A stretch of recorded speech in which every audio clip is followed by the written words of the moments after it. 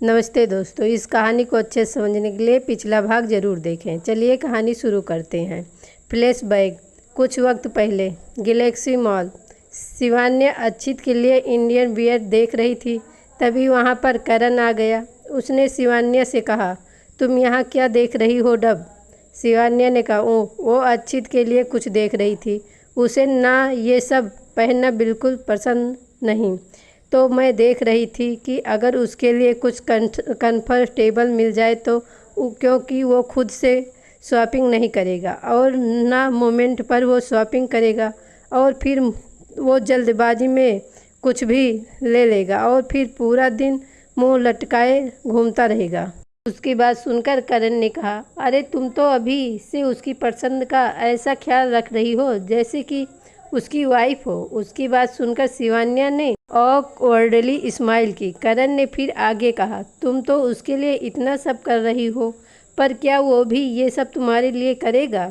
शिवान्या ने कहा, पर उसे ये सब करने की कोई ज़रूरत नहीं है। उसकी बात सुनकर करण ने कहा, हाँ, ये भी ठीक है। फिर उसने आगे कहा, वैसे तुम्हें नहीं लगता कि अक्षित को भी तुम्हारी तरह ही फीलिंग हो सकती है? उसकी बात सुनकर शिवान्या ने कहा, मैं कुछ समझी नहीं, आखिर तुम कहना क्या चाहते हो? करण ने कहा, आई मीन जैसे तुम ये शादी ऐसे ही करना चाहती हो, ये सोच कर कि आगे चलकर तुम उसे पसंद करने लगोगी या प्यार करने लगोगी, तो हो सकता है कि अक्षित भी ऐसे ही फील करता हो और उसने भी यही सोचकर तुमसे शादी की बात की हो। उसकी बात सुनकर शिवान्या सोच में पड़ गई। फिर उसने कहा, नहीं, पर ऐसे कैसे? मेरा मतलब कि उसने कहा था कि वो मुझे पसंद करता है। उसकी बात सुनकर करण ने कहा, हो सकता है, पर यह भी तो हो सकता है कि उसे बस तुमसे सिर्फ अट्रैक्शन हो। अब तुम दोनों इतना वक्त साथ में रहते हो तो हो सकता है कि उसे तुमसे अट्रैक्शन हो गया हो और उसे ऐसा लगा हो कि वो तुम्हें पसंद करता है। उसकी बात सुनकर शिवान्या सोच में पड़ गई। उसे ऐसा देख करण के चेहरे पर एक तिरछी मुस्कान आ गई। उसने फिर आगे कहा, अरे ये भी हो सकता है कि जब तक तुम उससे शादी की बात करो तब तक उसका ये अट्रैक्शन ख़त्म हो गया हो और उसे कोई और पसंद आ जाए। Flashback and. शिवान्या ने कहा, नहीं नहीं, मैं कुछ ज़्यादा ही सोच रही हूँ। आखिर एक ड्रेस ही तो है, उस बात का इस बात से कोई लेना देना नहीं है। हाँ, यही सही है। फिर वो भी क्लोसेट रूम में से बाहर आ गई। दूसरी तरफ करण अपने कमरे में था और वो बेड पर बैठा हुआ था। उसके हाथ में एक फ़ोटो एल्बम था जिसमें उसकी और शिवान्या की काफ़ी सारी फ़ोटोज़ थी। वो उन फ़ोटोज़ को देखते हुए बोला, मैं अमेरिका से यहाँ पर आया ताकि तुम्हारे डैड से हमारी शादी की बात करूं, पर यहाँ आकर तो पता चला कि तुमने पहले ही उस अच्छी से शादी कर ली है। उसने शिवान्या की फ़ोटो पर हाथ फेरते हुए कहा, जब मुझे पता चला था कि वो तुम्हारा हस्बैंड है, जानती हो मुझे कितना गुस्सा आया था। पर अच्छा हुआ कि तुमने खुद मुझे बता दिया कि तुमने सच में शादी नहीं की है, वरना मैं तो गुस्से में पता नहीं क्या कर देता। पर तुम चिंता मत करो, अच्छी जल्द ही हमारे बीच से चला जाएगा, आई प्रॉमिस। फिर हम दोनों शादी कर लेंगे और यहाँ से कहीं दूर चले जाएंगे। कुछ दिनों बाद आहूजा हाउस। प्रेरणा लिविंग रूम में बैठी हुई थी। रिधिमा भी उसके पास ही बैठी हुई थी। प्रेरणा ने रिधिमा से कहा, कल सब तनु और अंश की शादी के लिए निकल रहे हैं, उन्होंने हमें भी बुलाया है, तो तुम भी चल रही हो ना हमारे साथ?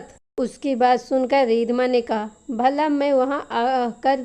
फिर उसने मन ही मन कहा, अरे ये क्या कर रही हूँ? तू इतना अच्छा मौका है अक्षित के घर वालों को शिवान्या के खिलाफ भड़काने का, अरे तुझे तो इसका फ़ायदा उठाना चाहिए। फिर उसने कहा, आप और डैड चले जाएंगे तो मैं अकेली यहाँ रहकर क्या करूँगी? ठीक है, मैं भी चलती हूँ आपके साथ। प्रेरणा ने कहा, ठीक है, फिर अपना सामान पैक कर लेना, हमें सुबह जल्दी निकलना है। रिधिमा ने अपना सर हिला दिया। चंद मेंशन। सभी लोग लिविंग रूम में थे। निहारिका ने सबसे कहा, सबने अपनी अपनी पैकिंग कर ली ना? ध्यान रहे कुछ ना रह न जाए।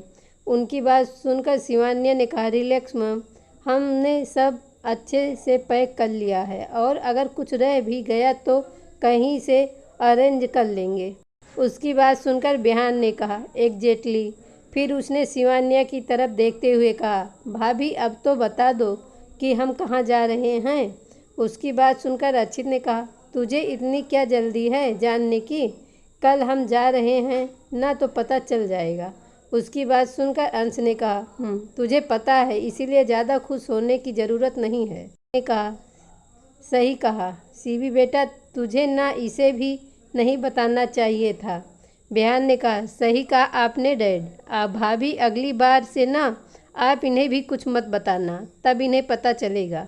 उसकी बात सुनकर अक्षित ने कहा, मुझे कैसे पता नहीं होगा, आखिर लोकेशन तो मैंने ही उसे बताई थी।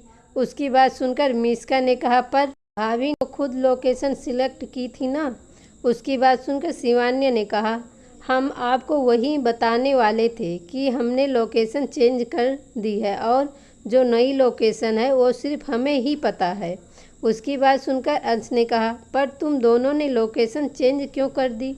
उसकी बात सुनकर रक्षित ने कहा, क्योंकि वो लोकेशन पुरानी लोकेशन से काफ़ी अच्छी है और सबसे ज़्यादा तो तुम्हें ही पसंद आएगी, देख लेना। उसकी बात सुनकर अंश ने कहा, वो तो तब होगा ना जब तुम दोनों हमें लोकेशन बताओगे। उसकी बात सुनकर शिवान्या ने कहा, बस आज रात तक की ही बात है, कल तो वैसे भी आप सबको पता चल ही जाएगा।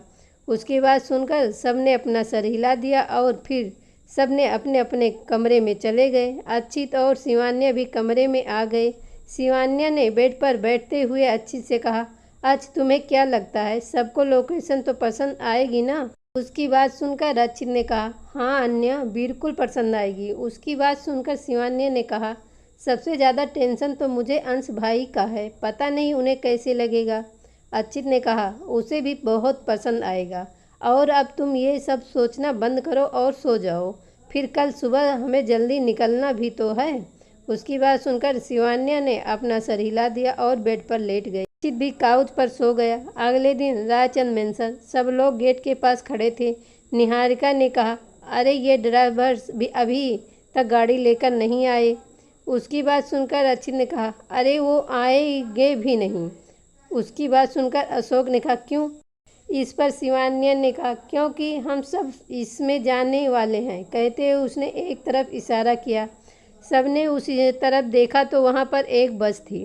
शिवान्या ने कहा, कार से जाने में उतना मज़ा नहीं आएगा जितना इसमें आएगा। उसकी बात सुनकर मिस्का ने कहा, सही कहा भाभी, आप तो सच में अंश भाई और तनु भाभी की शादी यादगार बना देंगी। यू आर जस्ट ग्रेट भाभी। कहते हुए उसने शिवान्या को गले लगा लिया। अक्षित ने कहा, ओ हेलो, ये आइडिया मेरा था। सबने उसकी बात को इग्नोर कर दिया और निहारिका ने कहा, अरे अब यहीं खड़े रहना है क्या, चलो सब। उसकी बात सुनकर सब लोग बस की तरफ जाने लगे। अक्षित ने कहा, अरे रुको रुको, ये आइडिया मेरा। शिवान्या ने कहा, रहने दो, सब चले गए। अक्षित ने कहा, देखा मैंने कहा था ना, सबको यही लगेगा कि ये आइडिया तुम्हारा है, जबकि मैंने ये सजेस्ट किया था तुम्हें। शिवान्या ने उसके कंधे पर हाथ रखते हुए कहा, तो क्या हुआ, मुझे तो पता है ना कि आइडिया तुम्हारा है, मैं ही तुम्हें थैंक्स कह देती हूँ। तो थैंक यू मिस्टर रायचंद कि आपने इतना अच्छा आइडिया दिया। अक्षित ने मुस्कुराते हुए कहा, you are welcome miss Ahuja. दोनों मुस्कुराए, फिर दोनों बस की तरफ चले गए। सब बस में बैठ गए। निहारिका ने कहा, सब आ गए हैं ना? अक्षित ने कहा, हाँ मॉम, सब आ गए हैं, और अगर कोई रह गया हो तो वो उसका बेड लक होगा। शिवान्या ने कहा, सब आ गए हैं मॉम। अशोक ने कहा, तो चलो फिर चलते हैं। सावित्री ने कहा, हाँ, और अब तो बहू को लेकर ही वापस आएंगे। उसकी बात सुनकर सबके चेहरे पर मुस्कान आ गई। ड्राइवर ने बस स्टार्ट की और सब वहाँ से निकल गए। तो दोस्तों, आज का भाग यहीं ख़त्म होता है। अगला भाग सुनने के लिए हमारे चैनल को सब्सक्राइब करें और कमेंट में बताएं कहानी कैसी लगी। धन्यवाद।